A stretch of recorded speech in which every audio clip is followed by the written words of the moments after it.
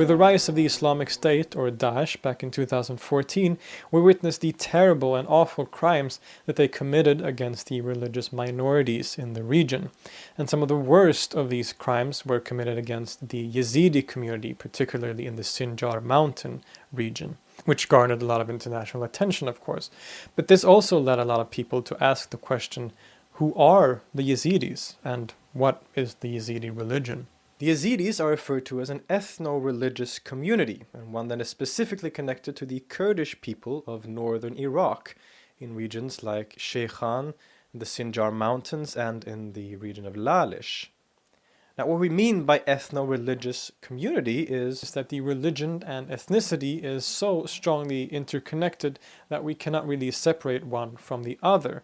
And this is sort of shown by the fact that your religious identity as a Yazidi is primarily determined by your parents being Yazidis, and that the religion doesn't accept any converts. We usually understand religion from a very modern and often Christian-centric framework, in which religion is often separated from things like politics or ethnicity. But this example shows us that the world of religions are a lot more complex than that, and that these divisions aren't usually all that clear at all. The name Yazidi is contested, and there's no consensus on where it came from or why it was applied to this group in particular. Some connect it to the Middle Persian word Yazad, which means divine being. Others think its origins may have been the name of the second Umayyad caliph, Yazid ibn Muawiyah, whom the group that became the Yazidis are said to have sympathized with. Yazidism has, for the majority of history and even still today, been a primarily oral tradition. This means that there are no sacred text or canonical collections of text in which their beliefs or practices are gathered or have a sort of direct source. Instead, beliefs and practices have been orally transmitted by the religious leaders throughout the centuries. This also means that there are many different, often competing understandings of basic tenets and elements of the religion, and a huge variety in how its practitioners understand and often relate to it. This, of course, is true for all religions, but particularly so for Yazidism because of its very strong oral tradition and the lack of any texts at all, basically. There is no proclamation of faith that Yazidis affirm, and no unity in terms of performing rites or prayers or how these are to be performed. This means that it's hard to talk about the Yazidis in any kind of generalizing terms, but there are a few, you could say, generalizations that we can make about the general ideas or theological tendencies and practices of this religion. Yazidism is usually described as a monotheistic religion. This means that they believe in one almighty God who has many names. Arguably then, this is the same God as the Abrahamic faiths, as Yazidism share many of the mythological basics of these religions, which we will see. But this one God is so transcendent that he kind of is uninterested in earthly or worldly affairs. Instead, he focuses on heavenly affairs and leaves the sort of ruling or governing of the world to 7 angels. And these angels are called the Haftsur or the Heftad. The most powerful and important of these angels are called Malek Taus, the peacock angel. He's the leader of the 7 angels and have been given the responsibility to do God's will on earth. Malek Taus, or the peacock angel, has thus become one of the most prominent and important symbols for Yazidism, as you can see on many logos or in many, well, just generally in symbols to represent this religion. Another prominent symbol used by Yazidis is the sun, which represents God and his creative power, and as a result of this, Yazidis pray facing the sun. These angels are also thought to be able to take human form, almost like an avatar in the Hindu tradition, and have done so throughout history. These incarnations are known as khas. As an example, some Yazidis believe that Jesus and the early Muslim theologian and mystic Hassan al-Basri are 2 examples of this khas. The Yazidis also believe in the process of reincarnation after death, rather than the more common monotheistic concept of heaven and hell.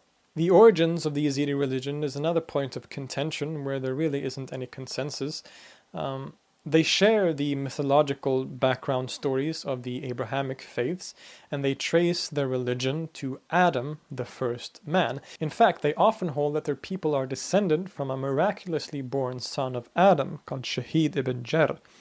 And from that point on, the Yazidi religion is often traced through Babylonian, Sumerian, and Mithraic cultures.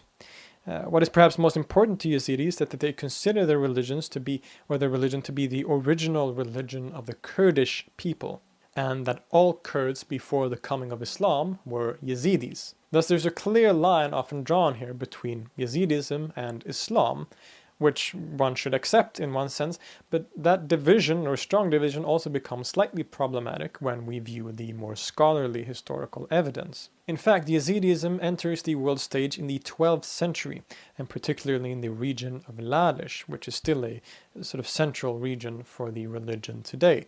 Here they seem to have first appeared as followers of a Sufi sheikh by the name Adi ibn Musafir, and more commonly known simply as Sheikh Adi. He seems to have come originally from modern-day Lebanon and later studied in Baghdad under or along with some of the most famous Sufi scholars in history, like Abdul Qadir al-Jilani, founder of the Qadiriyya order, and the two al-Ghazali brothers, Ahmad and Abu Hamid.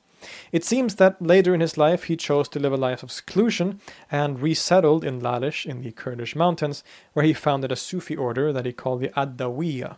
This Sufi order, the Adawiyya, many scholars argue, is the foundation that would become Yazidism later on. It was very characteristic of Sufi sheikhs and missionaries in particular to be more, let's say, tolerant or open towards local traditions in regions that they sort of went into.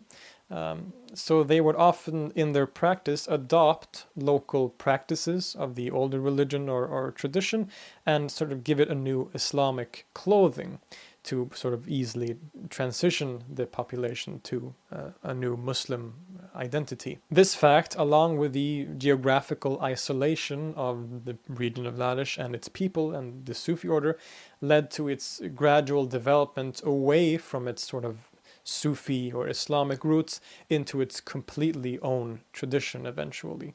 Both Yazidis themselves and modern historians and scholars agree on the importance of Sheikh Adi for the religion of Yazidism, but they have different perspectives on who he was.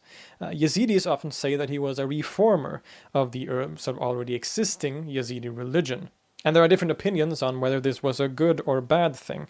Those in favor of him often claim that he was never actually a Muslim, but really a Yazidi in disguise who only claimed to be a Muslim to avoid being persecuted by the Sunni majority. Scholars and historians, however, agree that in Sheikh Adi's writings we find no trace of Yazidism, and that by all accounts he seems to have been an orthodox Sufi Muslim who preached or created a Sufi order that was within the fold of the sort of mainstream Islamic religion, and that the sort of deviation or separation into its own religion eventually sort of happened or developed after his death. These possible roots in Sufism can also sometimes be very clearly seen, for example, in terminology used in the religious practice. Yazidism and its people are very much divided into a kind of caste system, and in this caste system there are a number of castes, obviously. The lower caste of the majority are known as murids.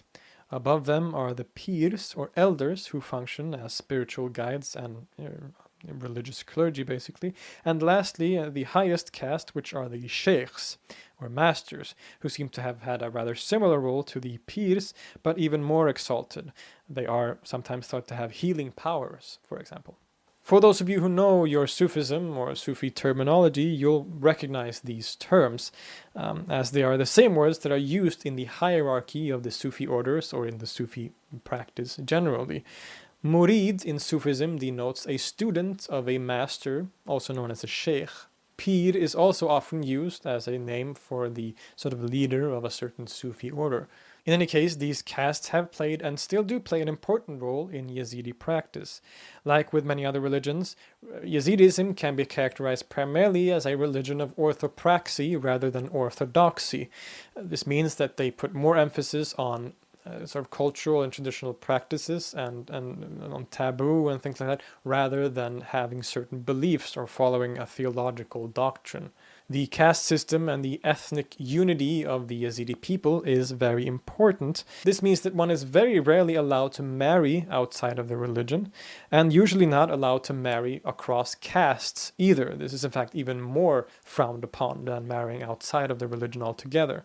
So the role of murid or sheikh is hereditary. If one marries outside the religion, that person is usually excommunicated and no longer considered a Yazidi. The actual practice of the religion is often connected to these ideas of taboo and different traditional cultural practices. There are festivals celebrated around the year, like the Yazidi New Year, which is celebrated in April, but the most important festival of the year is probably the one known as Jamia, or the Feast of Assembly, the Festival of Assembly. Which take place over the course of 7 days. And this festival is sort of celebrated in honor of Sheikh Adi. And during this festival, Yazidis make a pilgrimage to Sheikh Adi's grave in Lalish, and there they perform religious rites. They listen to qawl, religious hymns and stories, and generally just get together as a community.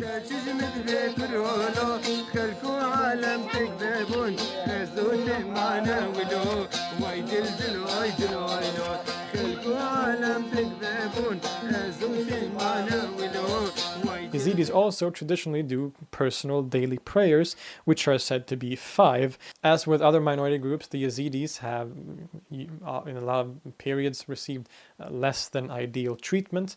They have, for a large portion of history, been under the rule of Muslim empires and kingdoms. And this on and off persecution, oppression by the Muslims can be traced, as in so many other cases, to social and political factors.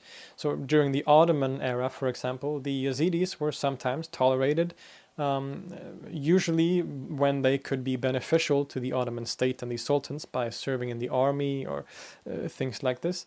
But in other periods, they were often very much oppressed and persecuted for, according to the Ottomans, not paying their taxes and refusing to serve in the army. And of course, there is also religious grounds for much of this persecution, as many Christians and Muslims in history have referred to Yazidis as devil worshippers. This is related to the story of the highest angel that I mentioned, called Malik Taus. And according to Yazidis, Malik Taus was asked by God to bow to Adam, the first man, to which he refused, because he didn't want to bow to anyone except God himself. So this was done out of love for God. And because of this, he was exalted as the highest of the angels. He was given the highest position. Now, of course, this is similar or almost identical to the story of Iblis, or Satan, in the Quran and the biblical account, who was also asked to bow to Adam, to which he refused. But in that story, God then punishes him for this refusal to follow God's orders. And so this is why some Christians and Muslims have identified the Malik Taus of the Yazidis with the devil, or Lucifer, of the Abrahamic faiths.